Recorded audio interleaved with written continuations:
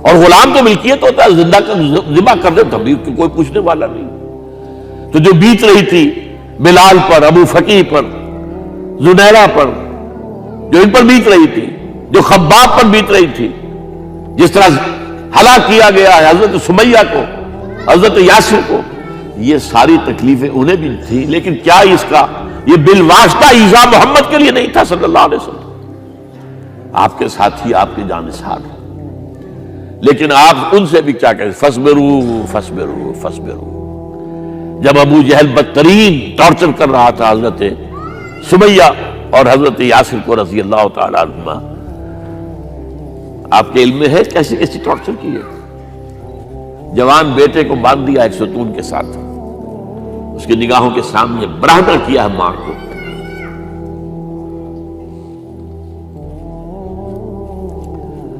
ہاتھ میں ایک مورتی ہے، جب تنگ آ گیا ستا کر تنگ کر کے مار مار کے حضرت سمیہ ٹس سے مس نہیں ہو رہی، کہتا ہے تم ایک دفعہ کہہ دو سمیہ کہ ہاں اس مورتی میں بھی کچھ ہے، میں تمہیں چھوڑ دوں گا۔ انہوں نے تھوک دیا،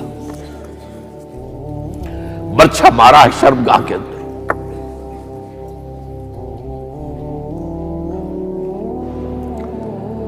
کتنی تکلیف پہنچی ہوگی حضور کو، لیکن آپ گزر رہے، اصبروا یا آل یاسر فإن موعدکم الجنہ، اے یاسر کے گھر والوں صبر کرو، تمہارے استقبال کی تیاریاں ہو رہی ہیں جنت میں۔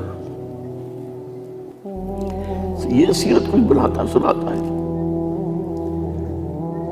یہ سیرت یاسر کے ساتھ کیا کیا ہے؟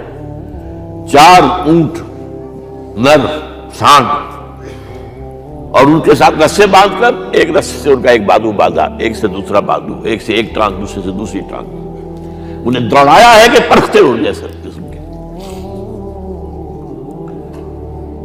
یہ دین ایسے ہی قائم نہیں ہوا،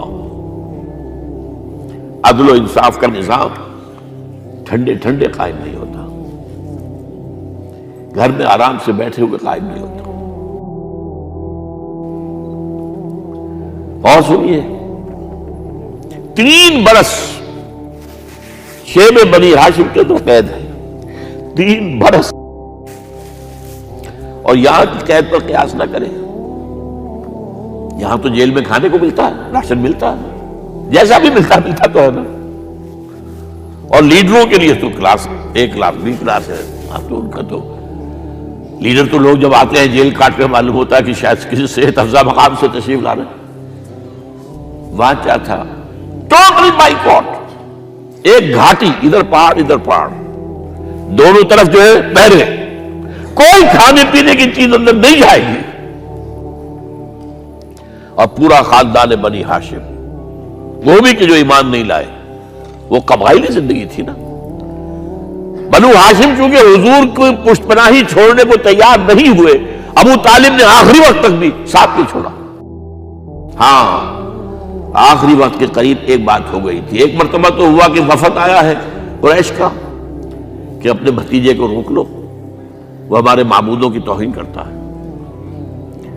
ابو طالب نے بلایا اور آپ سے کہا کہ یہ کچھ اپنے رویے کو بدلے۔ آپ نے فرمایا چچا جان، اب تو چاہیے میرے ایک ہاتھ پر سورج اور دوسرے پر چاند رکھ دے، میں اپنے اس مشن کو چھوڑ نہیں سکتا۔ یہ ہے استقامت۔ اور ابو طالب کے عین انتقال کے وقت جو معاملہ ہوا، جب وفد آیا ہے کہ ٹھیک ہے اب ہمارا جو ہے صبر کا پیمانہ لبریز ہو گیا ہے، اب ٹھیک ہے آ جاؤ میدان میں، تم بھی ساتھ چھوڑنے کو تیار نہیں ہو۔ ابو طالب نے بلایا اس کو، بھتیجے مجھ پر اتنا بوجھ نہ ڈالو جو میں برداشت نہ کر سکوں۔